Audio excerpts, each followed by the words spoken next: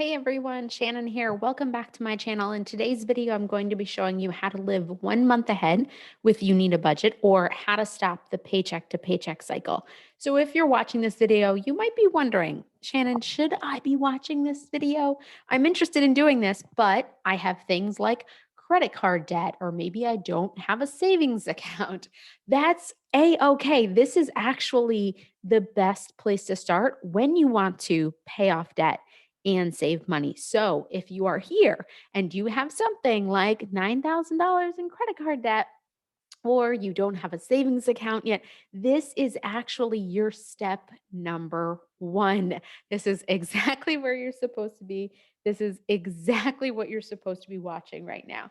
And for this example, guys, I'm going to be using a business budget. Now, my work is done primarily with female entrepreneurs, helping them to have a healthy business budget, get out of debt, and save money.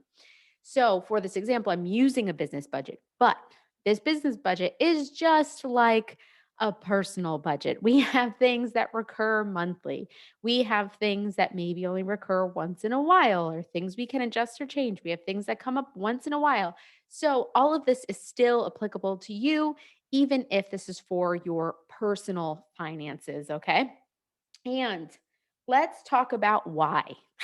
Why, Shannon, do I need to live 1 month ahead? Or why do I need to break the paycheck to paycheck cycle if it's the way I've kind of been doing things, the way it's been going?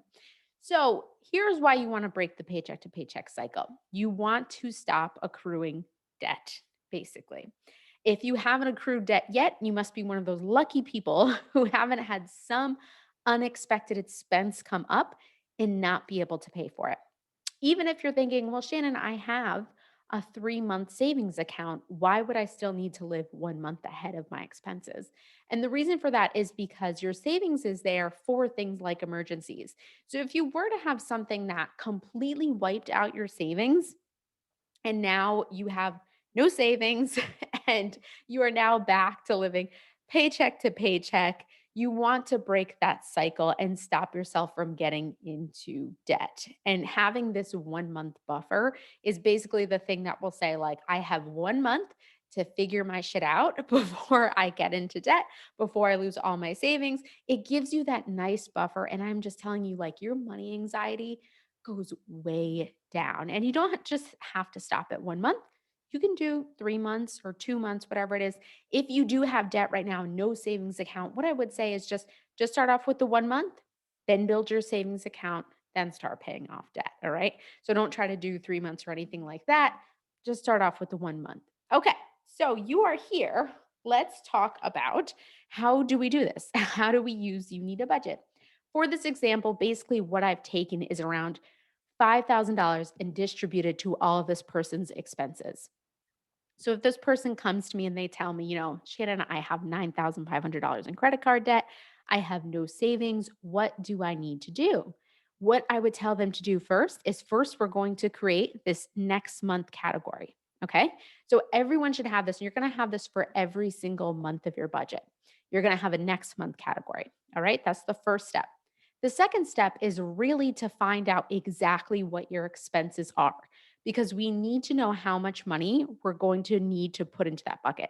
So, what I can easily do with You Need a Budget is I can just click on all of these categories and figure out exactly how much I'm spending every single month. And I have allocated $5,000, right? So every single month, I need $5,000 for my expenses. So, what I want to do in this bucket right here, in the next month bucket, is I want to have $5,000 here. How do I go about doing that when I'm already living paycheck to paycheck? Like, how do I get ahead if I'm already living paycheck to paycheck? And that's the big question most people come up with. And that's the big reason why people aren't breaking paycheck to paycheck cycles because we're already living maxed out. There's no extra money to go around. But I am here to tell you that yes, there is extra money to go around. There definitely is somewhere within your money, within your finances, you have more money than you think. This is why having a budget is so important because we can see exactly where all of our money is going and we can ask ourselves, do I feel good about where my money has been going. Okay. So, what I would do is I would take a look and I would create categories of things. This is how my budget also looks too for my business and for my personal. See this category right here, recurring monthly expenses. This is the one that I am always going to have to pay. So for you in your personal budget, it can look like things like rent, car insurance, car payments, cell phone bills, utilities. It's that stuff that we are going to have to pay in order to live. Okay. So I'm talking things like this is what you need in order to live next month. And it's not like there's no leisurely things in this, okay? So there's no dining out in this category. There is no um getting your nails done. There is no coffee in this, coffee runs. There is no um what else would you do? Get haircuts, right? Like there is none of that in this category. I want to know how much money do I need in order to survive bare minimum. Everything else that comes after that are things that to me are kind of either leisure, luxury. They're kind of things that of course I want to feel good about my money and I want to spend my money, I'm working hard for my money and I want to spend it on doing things that are fun, but they are also things that I can say, "Hey, do I like where my money is going? Do I really need, that $5 coffee every day? Do I really need to do this or this or this or whatever it is, right? Do I really need a manicure every week? Do I really need this or this?" For me, my strategy is always cut back, don't eliminate. Like, if, for example, right here, right? So this person needs to get $5,000 into their next month bucket. So let's say they're graphic designer, right? They have $500 allocated to the graphic designer, but the graphic designer is a contractor. So it's not really something that they need every single month. They also have a month to month contract with the graphic designer.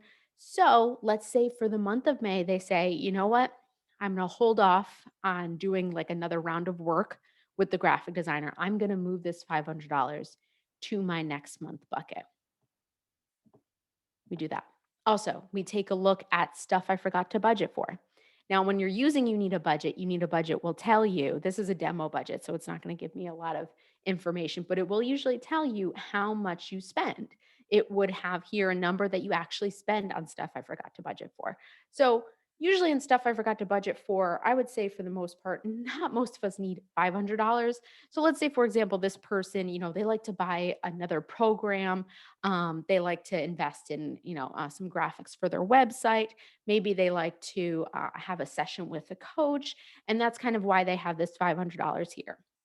But they decide, what's more important to me is getting ahead and breaking this paycheck to paycheck cycle, breaking this client to client payment cycle, really having just fluctuating income as an entrepreneur and not really having any stability in my finances. So they say, I typically only spend, and again, they can find it by going here, clicking here. And let's say they usually only spend like $150. Or maybe they know that in this category, they're buying things that, they can go without for a month. Like they can do without an extra session with a coach or buying those extra graphics or buying that other program. So they're like, you know what? Just gonna leave $100 here because that's where I know what will get me through and won't get me into debt.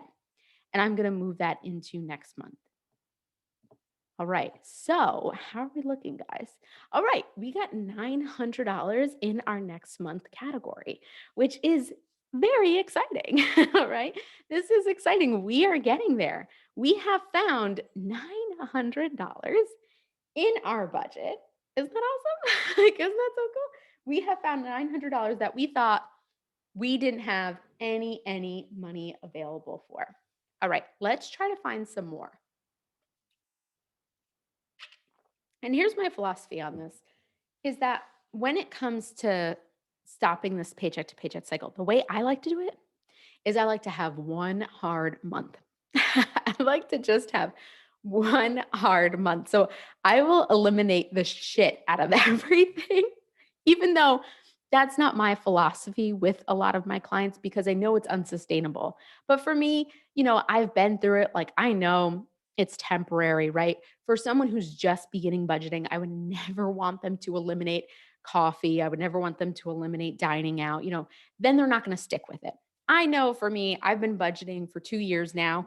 I know that all this stuff is temporary. So for me, I would go the elimination route. I would go one hard month. I would probably give myself maybe like $20 for coffee. I would cut out manicures, pedicures. What else do I give dining out? I'd probably give myself around like 60 to $80 for dining out. And I'm sure there's some other leisure stuff that I have in my budget, but those are the ones that come top of mind that I usually spend money on. And I would do that. And then I would put everything else to next month. But again, if this is like your first time starting to do this, don't eliminate, because if this is your first time doing it, you are going to hate it so much. You will never open You Need a Budget again. You just won't. And you will hate your life. Okay. And you'll go back to saying, this is why I never budget. All right. So, if, for example, right, so here we are, right? We have $2,500 allocated to us. We have 1,000 to the virtual assistant, $100 with stuff I forgot to budget for. And so let's say, for example, this person is like, you know what, Shannon, though, I have a launch coming up. I really need that graphic designer, but I don't want to take it from my next month category. So I would say, what I would look at next is I would say, because these expenses are things that we have to pay for in order for their business to function. So this would be things you have to pay for in order for you to live in your place and drive your car and do your things, right? That you need to. And I would say, is there some way? I would look at the most flexible one, which is this one, right? And I would say, is there somewhere in your personal budget we can budge an extra $100? And they would say, you know what? I think there is. Like, I think, I spent a little too much on dining out last month, or I spent a little too much on just weird Amazon purchases. I do that all the time. All of a sudden, I'm like, I only spent like $15 on Amazon, but they all add up. And then I'm like, oh, I spent $100 this week on Amazon. All right. So we're going to take $100 from here and we're going to move it to the graphic designer. So this person isn't burning themselves out with their budget. So they're not feeling like they are so restricted with their budget that budgeting sucks. It's awful. They'll never do it again, right? Like that kind of thing. And that's really the way I want you to feel about it, is you're allowing yourself some flexibility within your money and within your budget. Again, you can go hard like I do, you can go hard like me for a month. But I wouldn't suggest it unless you've been around the block a couple times and like, budgeting is temporary, all this will get you ahead. You kind of have that discipline mindset. But if you're like, I don't like budgeting, I'm gonna try it. You have that, you're in that kind of place of, I'm new, I'm gonna try this. Don't do it. Don't do it. You'll never do this again. All right. Okay. What else? Now, I'm going to show you what this looks like next month. All right. So we know that this person doesn't have their full $5,000 that they need here. Okay. But that's fine. That's okay. We're going to keep adding to this every single month until they get to the 5,000. And again, it doesn't matter if it takes you a month. It doesn't matter if it takes you 5 months. It doesn't matter if it takes you a year to do this. Okay. All it matters is that you are getting ahead, even if it feels like I'm not making any progress. I'm not paying off my debt. Trust me, you are getting ahead of like 80% of people in America who live paycheck to paycheck to paycheck. It's probably even more than that. I forget where that statistic came from, but I'm sure it's more than that. Right. So, you are really, really getting ahead of the game. I want to remind you of that when every month you're like, I'm still living lean. I'm still living like this. Trust me, you're getting there. Now, what this looks like, how we break this paycheck to paycheck cycle is, come June, all of these buckets will be empty. Okay. So everything here will be all empty. It'll look like this one. It will just say zero, zero, zero, zero, zero, zero. Everything is zero again.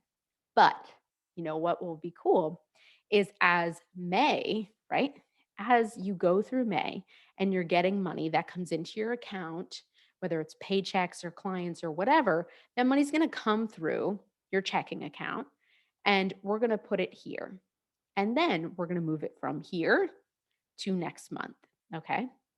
So when we come to June 1st, what's going to happen is this isn't going to be $900 anymore. This is probably going to be, it depends on, if this person's income is the same every single month. Maybe it will be like, maybe that month that person made $3,000. So it's around 3,900. Okay. What we're going to do is we're going to take that money and we're going to allocate it everywhere here. And then we're going to allow that money to keep coming up and coming up and coming up again. So this person is going to be creating this beautiful buffer, like this wonderful buffer that they will just always have. So then at the end of June, this is going to be 1,800, or maybe they decide to go hard that month and it's $2,900.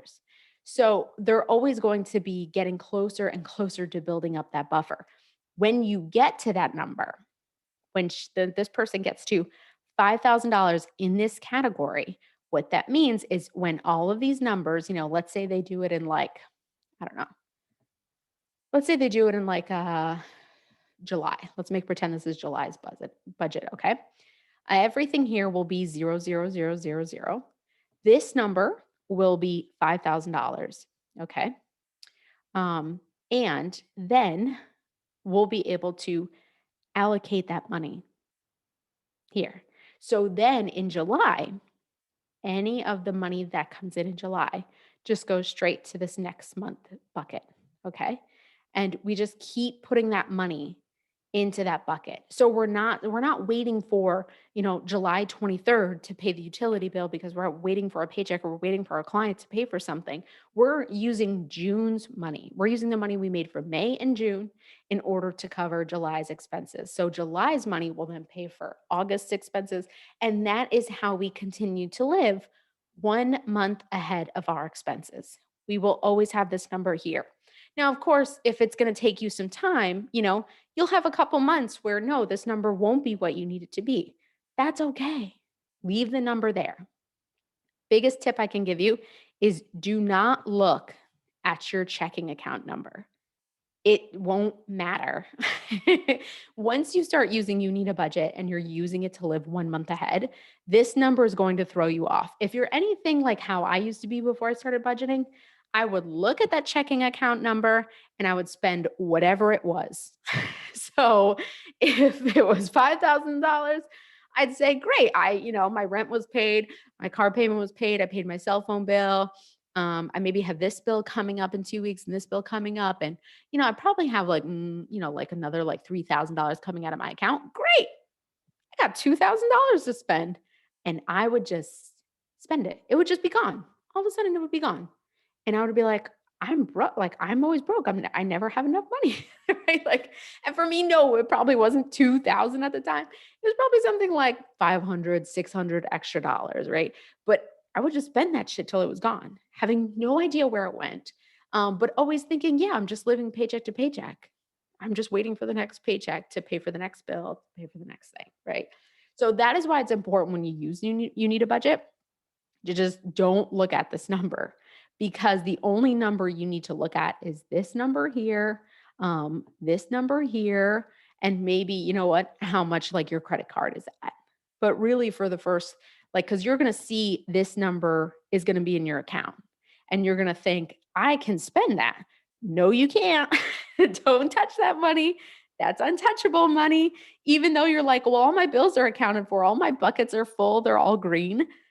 Can I spend that money? No, you cannot spend that money. That is your next month buffer. You're building it up. Like, do not touch that money. Okay.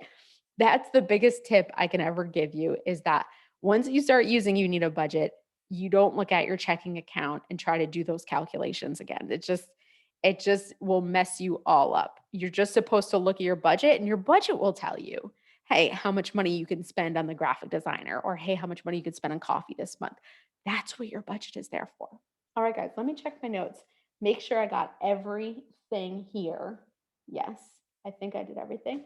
All right, I think I have covered everything on how to break the paycheck to paycheck cycle.